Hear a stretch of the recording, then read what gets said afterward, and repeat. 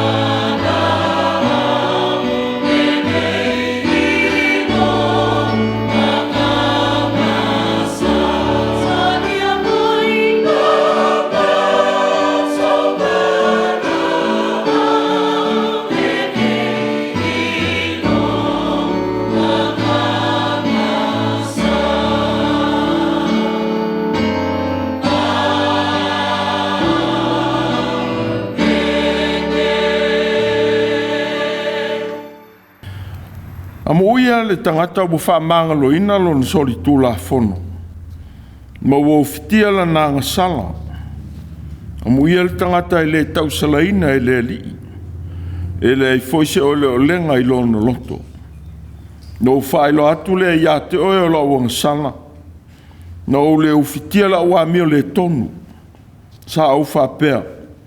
O te whaari atu I le li o soli tūla fono. Na ve se ai le o le leanga o la uang sana. Se o tātou taro. Lo mātou o tuae a lo whaamangalo. Ao mātou o mai le nei sa e tāpua atu I la ufio. Se e sila lo mai o mātou loto. E tu e nā tua I le tāpua inga whamaoni mo lovi inga. Wa mātou te tālo tu lava. Se e whio mai a nganga pa iai.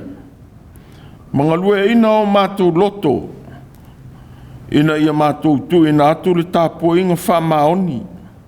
E whaia mai o mātou loto salamo. Ia pa ia ma mamalu la o whiolo mātou o tua. Ina ngā luenga ma le tāpua inga al tangata whātua tua. A whio mai a. Se e whio mai lava nganga pa iai. Mo I mātou o tāpua I atu nei. O mātou wala o tu lava. E ala ia Yesu lo mātou o li whaola. Amen. Tātou vivi I le atua I lona vi inga I valu. Valu le vi inga o le atua.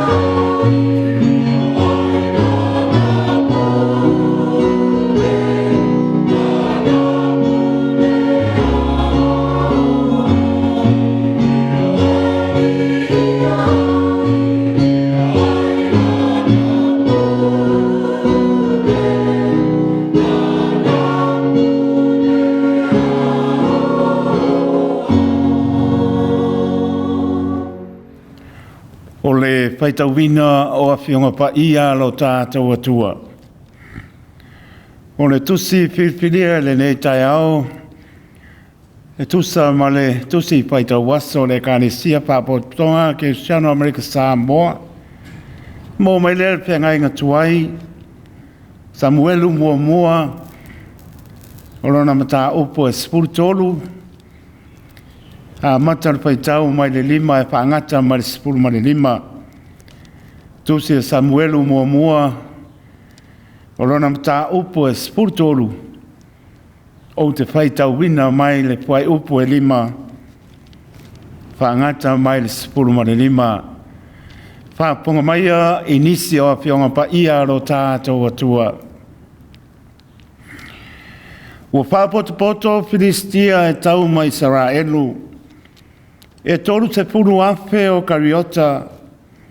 E ono afe o e i sor panua. Matangata e pei ole one i na matawhanga o na tō tele. Ua la tō woae. Matola uapi i me ke mase i nganga e o peta bene. Ua iloa e tangata o Israelu. Ua pangatia i lātou, a wātu atu wale le nuu, ona la lafi ai leo le nuu i ana, ma le bao tāla tala, ma ngā wā, ma olo, ma olunga, ma lua, wa sopo i atu foi o ritana i e Peru, ua o i le nuu o kato, ma kiri ata, ai nofo pea Saulo i kiri kala, o lo muri a te ia le nuu uma ma le te mu. Ua whātali o ia i aso e fitu. O aso ia na atofa atu ai e Samuelu. Aele i alu atu Samuelu i kirikala.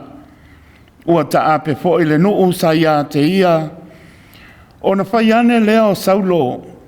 Au mai ia te au se taulanga mu. Ma se taulanga whaafitai. Ona whai ai lea e ia o le taulanga mu. Ua o ina a uma ona whai ai e ia o le taulanga mu. Whauta i a Samuelu. Ua alu atu. Ona alu ane leo Saulo e wha taiai. Mo fo atu i a te ia. Ua whai mai Samuelu. Se a lau mea ua whai nā. Ua tali atu Saulo. Na o wa ai. Ua ta ape le nuu. Saia te au, ma oe foi we le sau i aso na ato whaina, mai ma ua whapoto Filistia i meke mase, o le mea lea na o whape ai. A nei e whaifo mai Filistia i a te au i kirikala, au o le whatonga atu i le rei, ona o whamalosi lea, ma o whaia le taulanga mu, o na whai atu leo Samuelu i a Saulo. Wa e valea i lea mea wa e whai nā.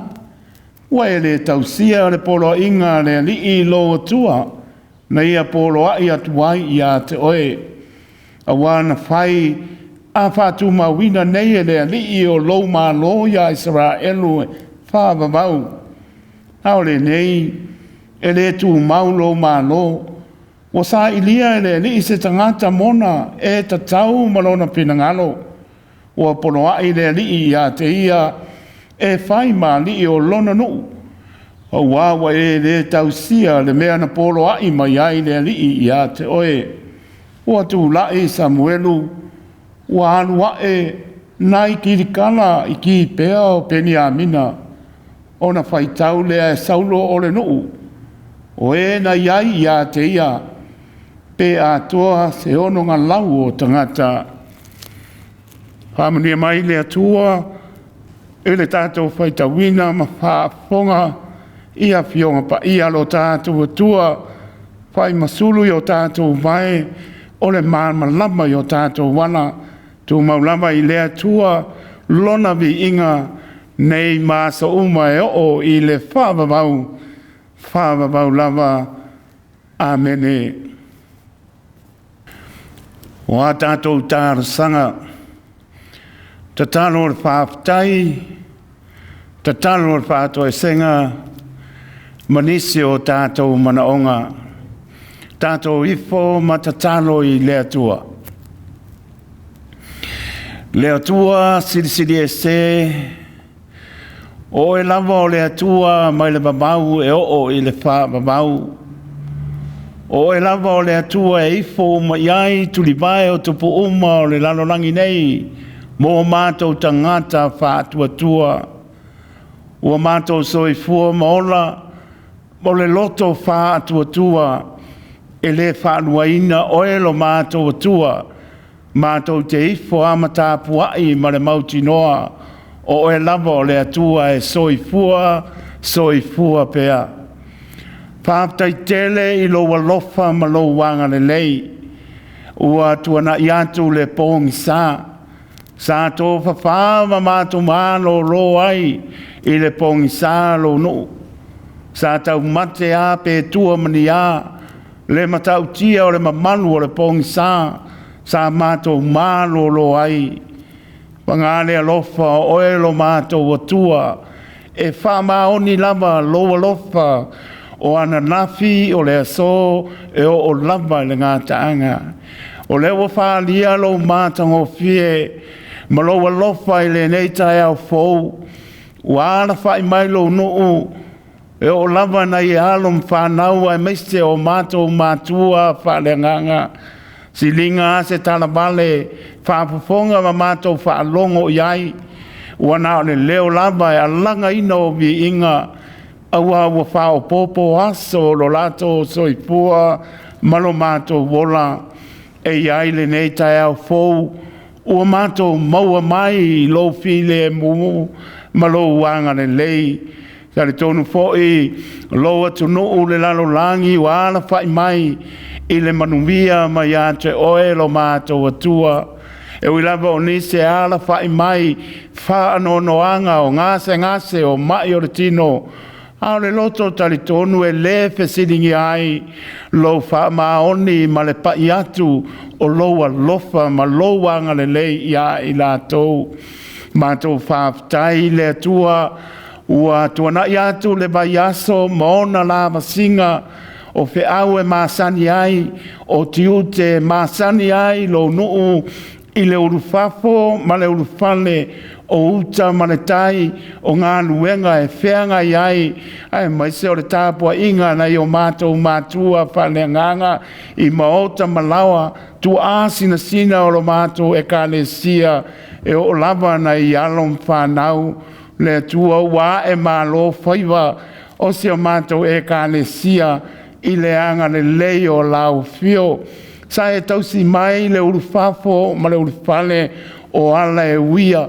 O mātou talitonu e mātou te le iloa ni mea e tutupu mai ai a mātou whaalongo, a mātou baba ai ni whaalawe matautia e langona le wha anoa noa, e langona le wha maulalo, ma mātou manatu pea, ma abatu I lau fio wa o e lava, e file mu ai mea uma, e manui ai mea uma, o le paiatu, paiane o louanga le lei, o lo whapena, o na manui ai lātou, whea ngai whanoa noanga, whea ngai ma whaala me lave, ai whawhetai le atua I lo tausi mai, o porokalame masani ai, o TAPUA'IGA, o Mafutaga e whenga iai le mātou ekalesia I le aso ma le aso iai mai se lava o mātou TAPUA'IGA le aso sā e iai le neitai au fōu o mātou mauai I le anga le leo oe lo mātou atua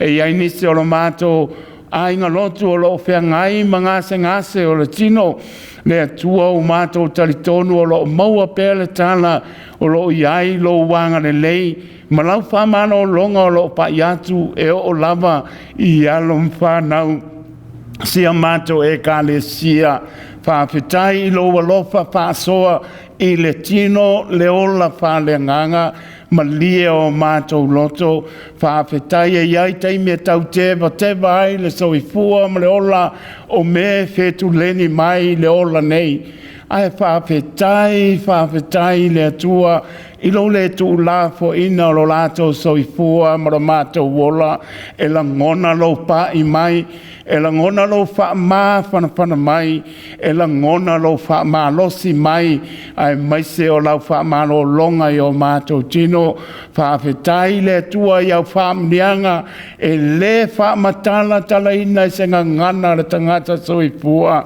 o au fa mnianga i to tono maota malawa, ai maise ona i alom fa nau e fa manui ai, o le ngata i o atu e tā lai le tala le leia Yesu Keriso, a o nisi o whaamnianga mo e whaamanuia ai i alom whanau o si o mātou e kālesia whawhetai le tua tama whanau ne e kālesia o lo o atu e a o ta wina ai maise lava o le tala inga o lo finangalo awa lava ni a nganga e a ina mo oe malo malo mātou whawhetai le tua i lau mea lofa e fo ai fua o le poto o anga waa ua mātou maua le li ie ina ia mātou langona e soi fua maola ai ia mātou māta tau ma mātou whaia lo finangalo ai awai ia i mātou whawhetai le tua o nisi o por kalame le o ia le si le fia ma le loa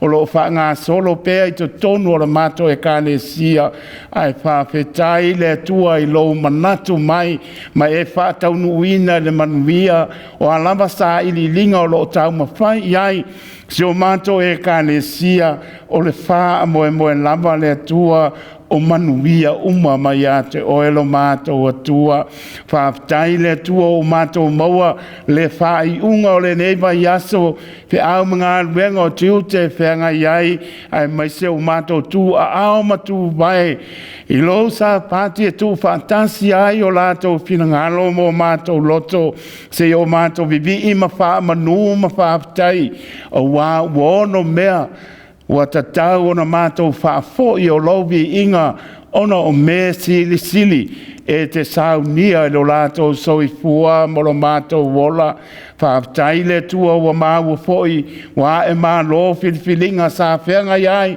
lo mātou mā lo i Samoa lo mātou atunuu atoa ai le ai se me lilo e lau silfanga o le nāwa iaso e pe o na whaapoponga ma mātou whaalongo o le a whaatauto ina ai le pāne mia marona au waa le ni ie wa e si le fia mea uma ia iai lo file mu ma whaataunu ina mea uma i le alofa o e lo mātou atua o na mātou whaafetai sili o lo alo pele o Yesu Keriso ti ngai lunga le sa taulo tanu mia le manavo le soifua manu malo mai ina ia ma ngalo le tangata ngasala tu mau i lau fiolo lava vi inga nei maso uma e o i le whaababau lava le tuae e le au noa lava ni o mātou vai inga ni o mātou le tonu o anga sala o mātou whaia ma le iloa, o anga sala o mātou whaia ma le iloa, e o lava i mana tunga lilo o le loto o le tangata, mātou te tau mwhai lava, e pōle nei asa o mātou tau lau atu, ni anga sala o mātou le tonu ai, ma le loto tali tonu e le aise mea, mātou te sola e se ai o luma, e le aise mea mātou te la lafi ai, i le sile whanga ati o oelo mātou atua, ai mātou te o atua, ma mātou whātou e se atu, lo mātou atua, whāpofonga i tāloe, te e alofa mai, e ui mā ngalo ai mātou, i le toto pa i o Keriso le alii whaola, e mamai a mātou ang sala, o le mātou tatalo le li ia lo whangia, le mātou e kālesia i anga lotu, ia iai le manuia o lau fio, nise le o ato toa le manosi, e o lava i alo mwhanau, ia iai le mana o lau whamalo longa, nise o nai o mātou tinao tua a mātutua, o loi maota ngase manatua pēr le mātou tatalo, ia o atu iai lau whamalo longa ia i lātou, o nise o lo fia maua lau so ani le li ie, ia iai le alofa o lau fio, Whamnia nei o mātou Mātua whaleanganga, whātu mauina pealo la fia, walo la bala awina, tu mau lau whau unga ia i la ua, maualo la malosi le tino, wha asili sili le anganga, ia wala mātou e ka le sia le lata ita inga, ia alu ma le file mua la ua fio ia sa uma, ma mātou maua i pēr le fia, mātou te bibi ma whai alo fina ngalo, manatua le lalo langi bebesi, le ali iewa e si la fia me uma, ia iai le alofa ma le file mua la ua fio, manatua sa mona lua, le atu Pasifika e maise o le lalo langi a atoa ma le nei atunuu, ia iai le alofa o la ua fio, pamnia e le Nāwa yaso mo le Faitau ina o le pāle mia marona au waa ia iai le file mua o lau fio ia whamanuia ia lātou langona le soifua e mātatau o le whamaoni o le alofa o sili lea i lau sila whangaati a i lātou whamanuia manatua pēr kolisi whawhaife au kanana fōu o mālua o moa o piula ai mai se lava o nisi no whaanga o loa o tau wina ai lau whanau ia iai le alofa ma le anga le leo lau fio whamanuia i alon whanau ia e malo lātou whaiva ia maua le ona sai ma le wha pare pale ia li lingi ifo ia i le poto ina ia lātou langona le fia e a o tau wina ina ia iu ma le manuia lo lātou wha moe o atu e tā lai le tala le leia Jesu Keriso whamnia i nai whai a onga e le whai ngō fie le li ia iailo file mu ia maua e lātou le loto ngā tasi ia e maise lava o le poto ia lātou maua a wale a o ina o alon whanau le a o tau wina mō lou lava whingalo o le mātou tatalo le ni le nei atunuu ia iai le manuia o lau fio nese o whainga pālota o lo whanga solo le ni mātou te le filifilia oe lava e te fili mai i mātou ma manuia ai o lātou wha moenga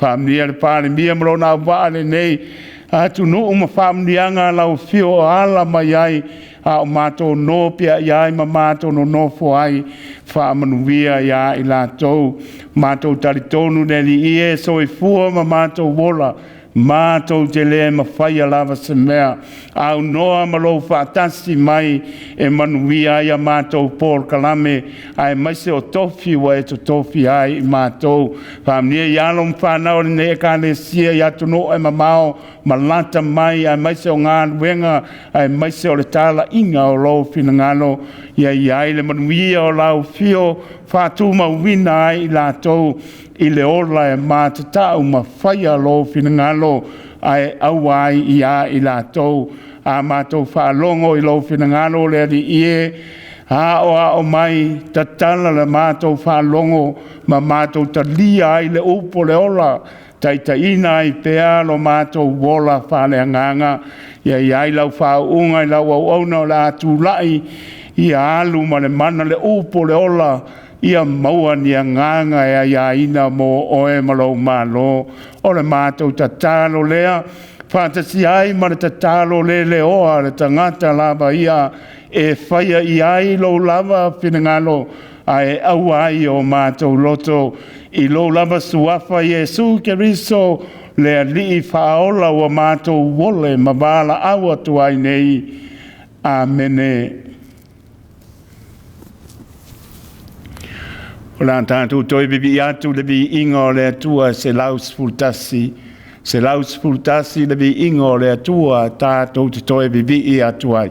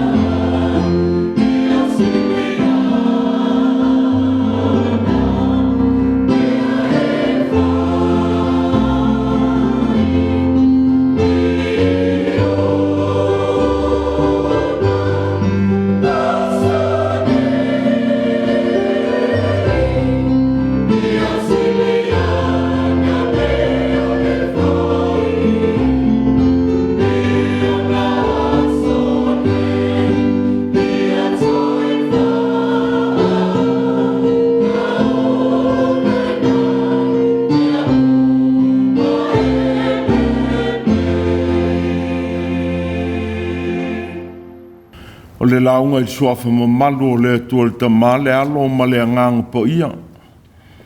Ma o le matua o le nei fai sa e le Samuelu mua i mtau po sifulu ma le tolu vaenga lua o le fai upo e fitu e Autū le sifulu o lo iai upu ia. Ai nofu pea Saulo i kiri kala o lo muli ia te ia le nu uma ma le te mu. O fatali o ia ia so e fitu. O aso ia na tofa atua e Samuelu. Ai le e watu Samuelu i kiri kala. O ta ape fo ile nu usa ia te ia. No fai anele o Saulo. O ma ia te au se taulanga mu ma se taulanga whawhitai. O na fai ai lea e ia o le taulanga mu. Wo ina uma o na fai e ia o le taulanga mu. Fauta ia Samuelu. Wa watu. Na luanele o Saulo e whawhitai iai. Ma o fo atu ia te ia. O le matua o mi lea. Pei tai mo whapupu ina manatu o le nei sa.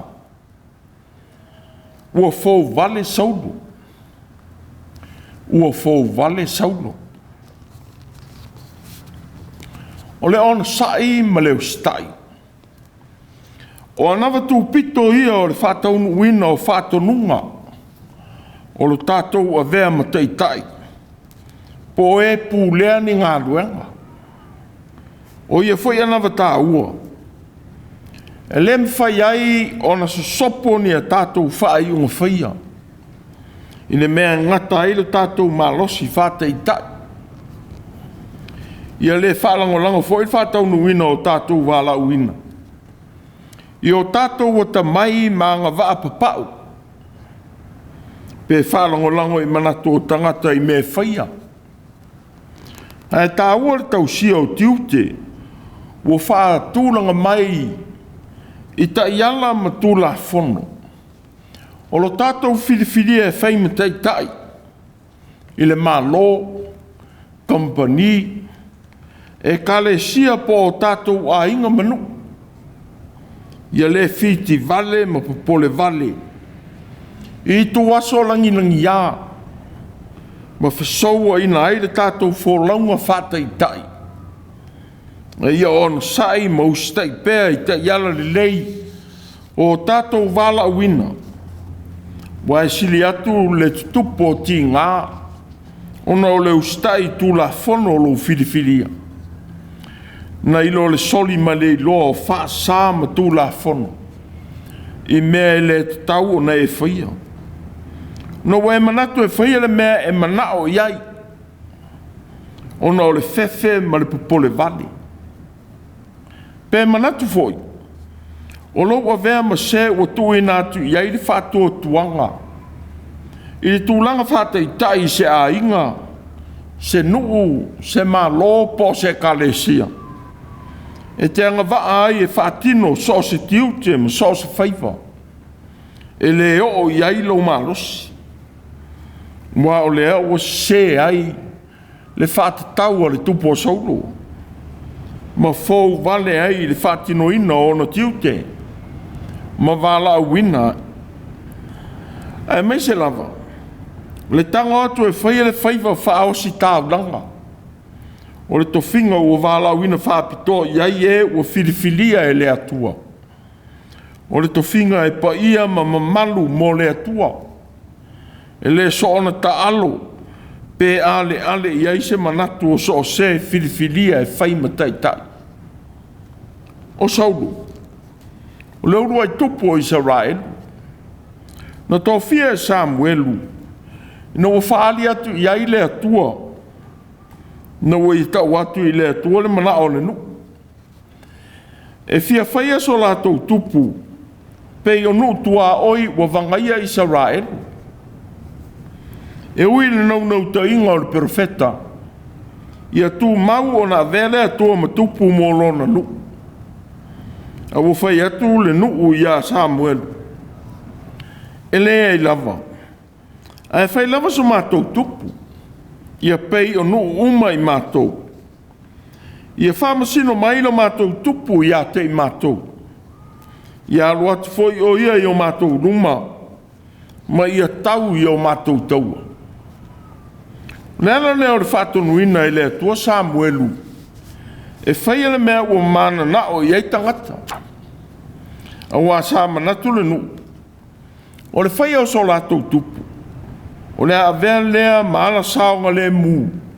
Ma saonga le mu ai le nuu ai whawhi tauri o lātou whili. Ai mai se nuu ma lo tua oi. O lo whawhi whina lo lātou saonga le mu. O whamtala ina tu stala o Samuelu. Ina o whiriwhiria Saulo. Talu le aso o tau tala ai Saulo I luma o Israel. Whapei o se o le au perfeta. O whata ia ai le nu. E o lava I le uso le tamao Saulo. O tuina atu foi Samuelu ia te ia I luma o le nu I me sepa. Ma whai atu. Vava ia te ia o whiriwhiria e leri. O le stasi o le nu uma e tusa ma ia. Nā la langa I leo le nu ua whapea. Ia soi fua le tupu. E pe moni e mafuanga na nauna wa Israelu e whaia so la tupu. O le I en whawhitauli na whea ngai ma le nu. Pei tai. O le mawai o le tau sanga talon tūlai mai Saulo e vea ma tupu. Na whawhewhe ina I le nuu I le whaalangi tau o le malo Filistia iai lato. Sa whatonu ina e Samuelu Saulo. E te mua ifo ia te au I kirikala. Whauta foi. O te aluifo ia te oe whai ei taulanga mū mo sa uni taulanga whawhitai. E fitu aso e te whatali ai I lo walu watu ia te oe. Mo whailo atu ia te oe le mea te whaia. Mo le whatonunga mo Saulo. Ina I whatalia le osi taulanga. O lo sa ili atu I luma o le atua. I tai ala le lei. E a mata ina ai le Gāluega whata I tai ale tupu. Pei tai. Ina ua whiriwhiria Saulo le Autū e tolu afe mo Israel. O ia tui nā tuai le afe I lana teite I au. Lo nā tali o I o nā tana I ki pēa. Au anofo o ia ma le lua afe o le Autū I me ke mase. Ma le maunga o pēteli. O ia tui nā tufoi tangata ina ia o. I o lātou no whaanga. O whasia fwoi e o nā tana mana aule leo leo ngā Filistia. O ino sia e Filistia o Israel. Ino whaalonga o ia o ai Filistia mana au tō tele lava. Mana no fwoi me ke mase I le ngā e o peta vene. O kariota ma e te Saul whanua. Ma le au tau tō tele o tangata sāva vali. Ona fefefe ai leo Israel wa ia te ia. Wa whata ape ina ai tangata sai a Saulo. Wane tangata mana lafi iana. Ma to ngā vau. O nisi foi wana no foi lua ma olo. O sopo I foi e nisi o ritana. Ona popole ai leo le loto o Saulo. Awa o tui tiela na Autū. O tuai foi Samuelu whapei o na ia polo ai. E aluane ia te ia I kiri kala I le mawai o aso e fitu. O ia whai e tuai tangata o ia te ia I kiri kala. Ia tui na atu staulanga mū ma si taulanga whawhitai. O ia whai ai le taulanga mū ma le taulanga whawhitai. I le whata whai taulanga I kiri kala. Wa le whatali tupu. Ina wa tua I atu Samuelu. Whapei o na ia whatunu atu I a te ia. E ui sai lo le lei. E sai I a te ia le whaia o lea mea. A wa ia whatino ina lava. Ina wa popole no na loto I le whawhiwhi mai o au o Filistia. A toa ma le whata ape ina o ana au. O ia fouvale ai I le atua. I lona tō fia e vea matupu. O le tupu, o whaia le tiute o le Faitau langa. Pena manatu Saulo. O le whaia vave o taulanga mu I le atua. Ina o tua ifo Samuelu. O sawa no le leile ana te whaatoi lalo ina I Filistia. I lona manos. Pena manatu foi o le polo inga Samuelu I a te ia. E aruai I kiri kala. Ua mawhai ai.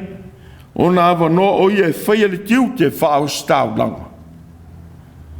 O se whao so songa lea I so stasi. Ina ua wha maaua lunga I le whae ina. Na se foi le tupo o usia. Ina ua wha maaua lunga no na loto I Faitau langa o le manu. Walu o tua ima wha mui mea manongi I le manu. O ia wha oa I to finga o lea o stau langa. O se mena tēna ai asa reia le Faitau langa sili. A toa ma Faitau langa uma o le manu. Ua tupu ai le pela I lono mua auru I luma o Faitau langa. Ina ua taia e leli. Sa tuli e se ai o ia ma le manu. A toa ma le nuu o tangata. Na o le mai le pela. Ua o lava ina oti. Ufa te se ina foi o ia I le fale o leli. O le tupu le usi tai ma le whalongo. Ua o aipopua ngai lona o langa. Ua whalia e foi le matautia o le te tau. O na tō whātisia o le pure whātupu. Mana Gāluega le kalesia. O se tase o mea wailonga I pēle tāua. Ua o mai lava I o tātou waso. Ua ele whātanga ina I le atua tupu o Israelu. E a vea mao si tāulanga. Ua whape fo i o staulanga e whai matupu. E ui o tō whinga mai le atua. A ua le mawhai o na whela a i tiu te whatupu. Mana ngā luenga whaau si staulanga. A Faitau whaau uina le atua. Ua le fia i Samuelu i a Saulo le tupu o Israelu. I le mea ua i a whaia. Ua manino i le manatu o le tūstala. Ua ina a uma o na whaia e ia o le taulanga mū. Whauta i a Samuelu. Walu atu. Nā luane leo Saulo e whafta iai. Maofo atu i a te ia. O le tupu e ao na whamanuia iai leo staulanga. A ua li liu e Saulo lea anga masani whao staulanga. E whamanuia atu ai tangata. Maofo lofa atu. Pe mo moli le lofa o le atua i tangata. Pe tai Saulo. Ua ia ofo atu i a Samuelu leo staulanga. Ua pei o leo staulanga whao wina lava le atua. Whai atua i Samuelu i a te ia. Se alau mea ua whaina. Ua ewa lea i le mea ua e whaina. Ua e le tausia le polo i ngā le li ilo tua. Na ia polo ai atua i a te oe. Ua na whai a whatu mawina nei le li o lo malo i a Israelu e whaavavau. Aole nei. E le tu maulo malo. Ua sa ile le li istangata mona e te tau malona fina ngalo. O polo ai le li i a te e whaia ma li i o lona nu. A ua le tausia le mea na polo ai mai ai le li i a te oe. Ua whaino atu ai e Samuelu i a Saulo. Au lape o le tausia o le whengainga i le avea matupu. O le leanga o le ustai ma le on sai. E whaaluma i nai. Ma whaoa ai mea lofa le atua. Tuina atu ma tuina mai. Pea na whātua tua ma talitonu Saulo. I lona wala awina e whai matupu. O le mea lofa mai le atua ma le finangalo o le atua moia. Se manuna te le whaia le tiute o le o staulanga. Wa te te ai i le atua i lona wala awina e vea matupu. Wa whaoa ai manuia. Whapei o na fola atu e Samuelu. Wa sauni le atua e whaia moia. Malona a inga. Wa vea ai ma a inga e whamanuia ina. I e solo i ane e whai matupu o Israelu e whavavau. E uina whai Saulo matupu mo tausanga e whasa fururua. Peitai. Na taunu lava le fina ngalo whaari atu le atua e Samuelu i a te ia. E lei seisi o ana whanau. E tūlai mai e whai matupu i le mawai o ia. A wā sa whiriwhiria e le atua tā vita. E whai maona sui i le mawai atu o Saulo. Sa e vai fo i le lofa o le atua i le o langa o tā vita. Ma vea mati ngā i a te ia. E ui ina whaalo alo tā vita i a te ia. A ui sa i li pēr i a wala ese whasi o tia ai tā vita. Peitai tā vita. Sa ia whaalo alo pēr i le na whaau wina e le ali. E whai matupu. Se i o ina whasia whaatasi ma i o nā tana lo nā tari. I au vai maunga o ki le poa. I le taua Filistia. O le taunuunga o fouvalenga a Saulo. O le oti whaatasi ma le atali i sa whasoasani. Ma soa i lon tūla i mai e vea matupu. O le senga o le tangata i eile atua i an wha i unga. Ma le tangata o le ise atua i lona ola. E na o le fouvale ma mea mātanga na te whai. A toa ma le whau i mea leanga. A wā le isi sanga tono o manatu. Ina wa te ena le alofa o le atua i leo langa. A tato i e fwoi le nei sa. O tua o le sa wha manatu o le tele lei i a Yesu. I o tato lau i le ele. Sa wha manatu mai ai le tāua o tautonga. I le tautonga le tina o hana. Na tau tino ai i le atua, i le tama na fōa i mai le atua mo ia. E toi fōa i atu mo le atua mana whiau. Peitai, le nei sā, wa o mai ai i le tāua o le whata mana i le tōwhia. E a vea ma teitai. I le tala i le urua i tupu o Israel. Sa whiriwhiria o na o le mana o tangata. E whaia so lātou tupu whapei o mālo wa lātou tua oi. E uina te te ele u auna le atua peitai. Na whaari le atua ia Samuelu. Ia talia le mea ua loto ia i tangata. A ua whaari ele nei aso le urua i ngā o inga se sea Saulo. I lona a vea matupu. Ina wa se sopo i le tiute ma le whaiva whao si tāuranga. Pe moni o le pole ma le whawhewhe mai o Filistia le mafuanga. O le tangato e whaia le whaiva whao si tāuranga e le te tauana i e whaia. Pe ua le on sai foi. Ina watua i fo Samuelu le o si tāuranga. E tusa ona polo i atu ai i ateia. Wa leo whaalia ia mafuanga uma. Le te tauai i le tupu lona whaia o le tiute. E sā ona ia whai. Wa whaalia i lona whao mā lo i tiute. Ma male manatu i le ngā ruenga o le a whatino ina. O si whamanatu foi lea mo lo tātou a vea mataitai. I whaai unga i tau nuu i aia tātou whiriwhiringa. I mea au ana tātou whaia. Ia le whata mala ma whata alonga i vai le whaia o whiriwhiringa te tau. Wa o le manatu ma mawha i tau nuunga o whaai unga. Tātou te misia ai manu. Ma wha manu ianga o tātou wala awina. Ua uma o na tuina mai e le atua ia i tātou. Pe ana tau sia e Saulo ta iala ma tū la whono. O lona avea matupu.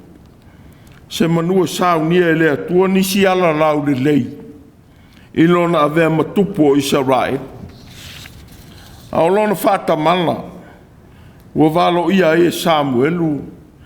Le whaia o tupu o Israelu. Matupu e whaavavau i ona tō whinga. Whapei o tā vita maana whanau.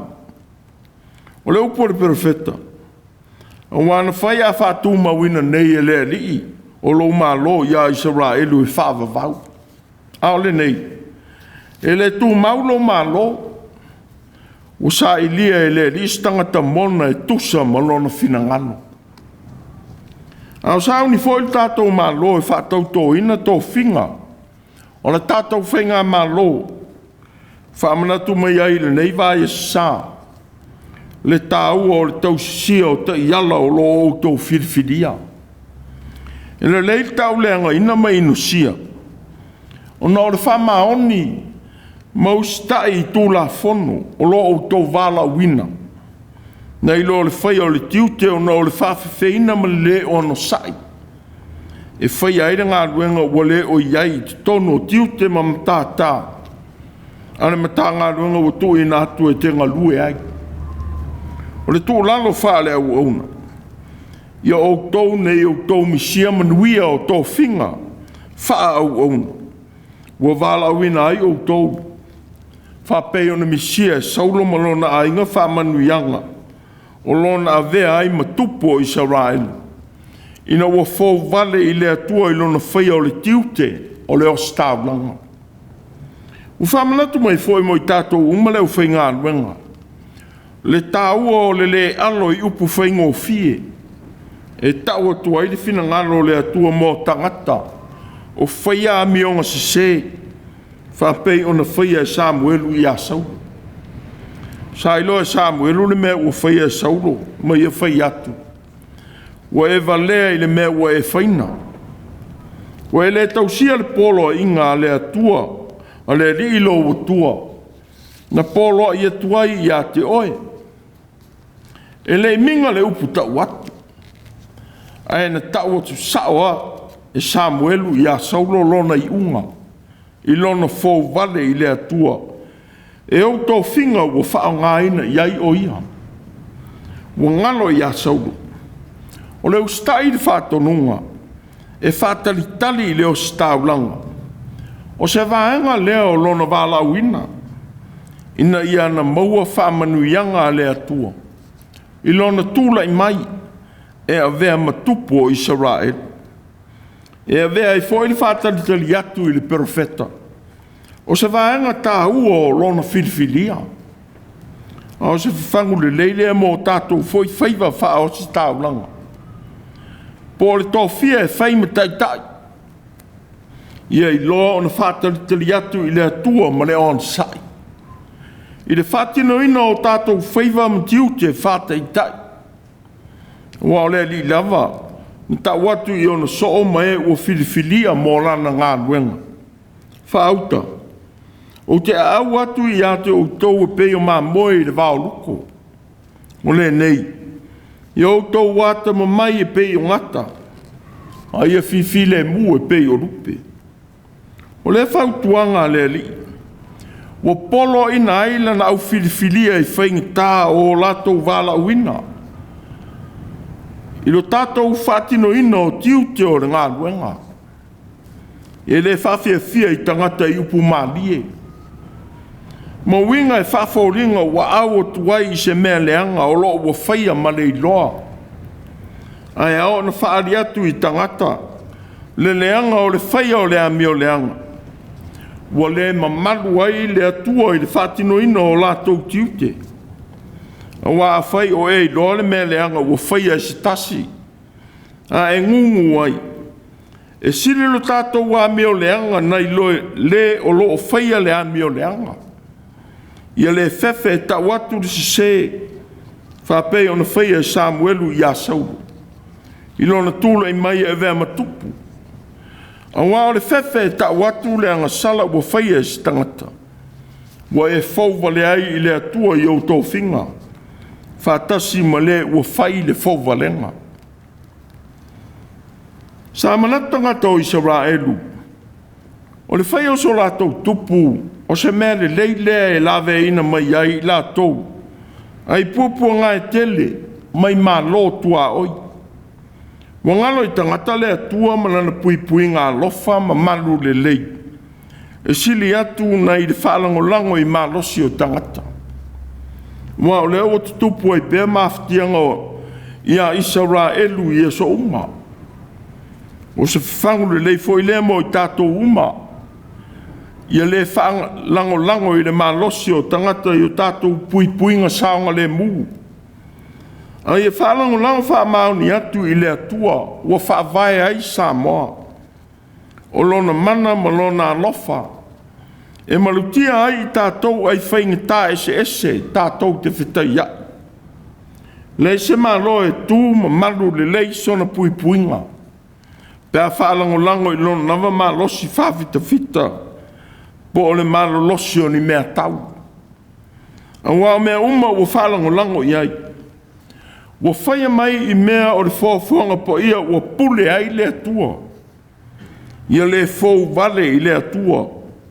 I mā losi ese ua tātou maua. Ina nei o tātou fouvale i le atua i o tātou mā losi.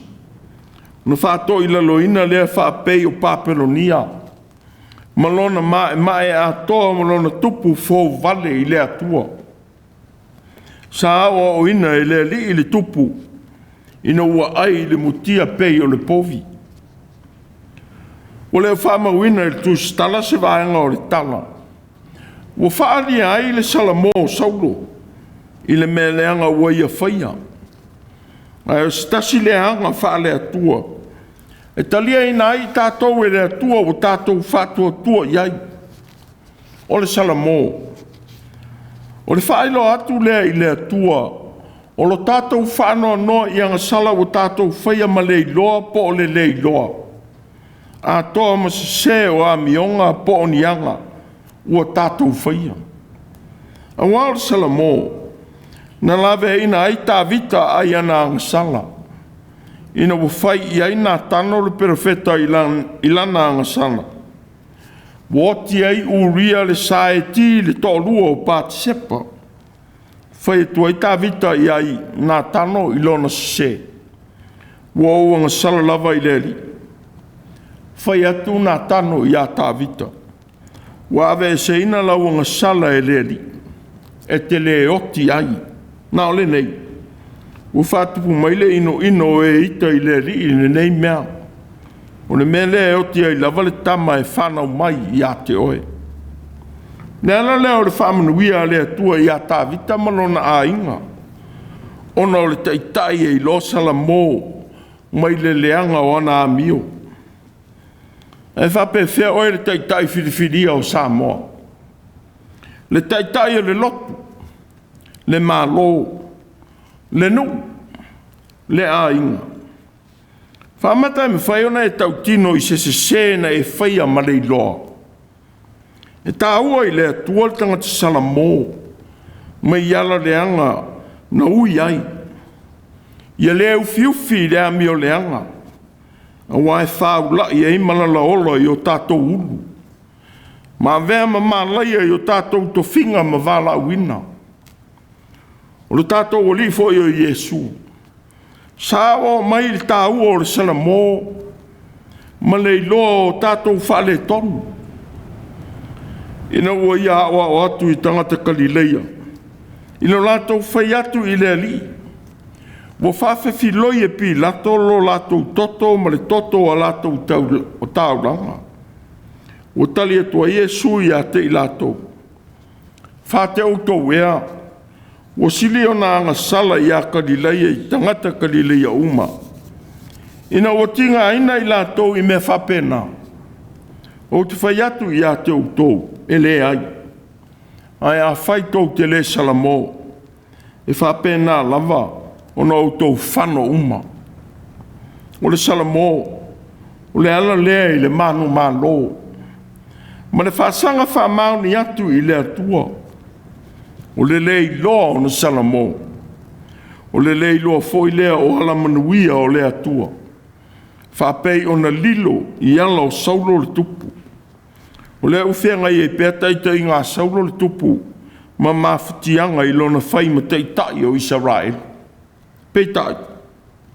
O le Salamo. E le liwi na ia le atua ala fouvale na tātou whaia. E whai ma manuia o tātou wola.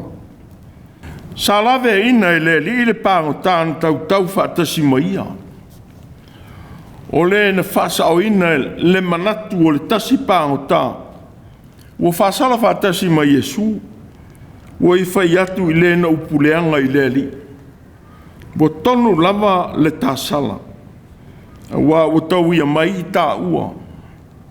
E tusa ma mea na tā whaia. Ao ia nei. E lei se mea le tusa na whaia e ia. O na whai mai lea o ia. Iesu e. Ia e mana tua mai ia. Pea e whio mai I lo malo. O le iloa o tātou whale tonu. Ma tātou angasala. Tātou te maua ai le whaamangalo ina I luma o le atua. O le foi fitala I a Iesu I le pāngo tā nā ungani I a te ia. E moni. O te whai atu I a te oe. O le so tā te whatasi e ma oe I paradise. O manuia o le tangata fouvale. Ua Salamo. E nofu pēr Saulo I kirikala. O lo muli I a te ia le no uma ma le te mū. Whaatali o ia I a so e fitu. O so ia na to fatu e Samuelu. Ele ialu atu Samuelu I kirikala. O tāpe foi le no usa I a te ia. Na whaia ne leo Saulo. Au mai I a te au staulanga mū ma staulanga whawhitai. O na whaia I le e ia o le taulanga mū. Wo ina a uma o na whai e ia o le taulanga mū. Whauta I a Samuelu. Walu atu. Nā luane leo Saulo e whawhita iai. Ma ofo atu I a te ia. Ua fōu vale Saulo. Amen. Tātou pese I le atua. I le pese se lau tōru sifuru ma le ono. Se lau tōru sifuru ono le pese.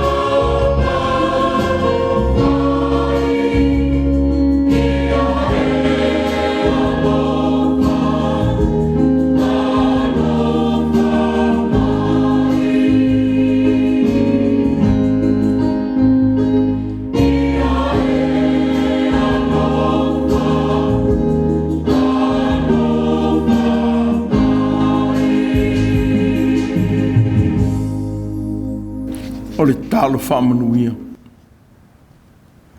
O mātou whasanga atu I ngā ruenga me whiaola nei vai Saul. Se e tauto loa maia lo mātou urufafo ma lo mātou urufale. A o mai e lo mana lofa tiu te ma whaiva o le tangatanga lue. Na ia pa ia ma mamalu la o fio lo mātou Autū. So se ngā ruenga mātou te whaia. Ia tūma waile pa ia o la o fio le atua lo mātou te mā. I tiu te o le tangata. Ia whaaria lo o lofa whamangalo Iesu ke riso lo mātou o rei. I lo mātou tau te lātu. Ma le whaia o ngā ruenga le rei uma. Ne iai le mana o la o fio a nganga pa iai. Mo I mātou mau whanau whātotoa umai le lo langi. E whaavavau lava. Amen.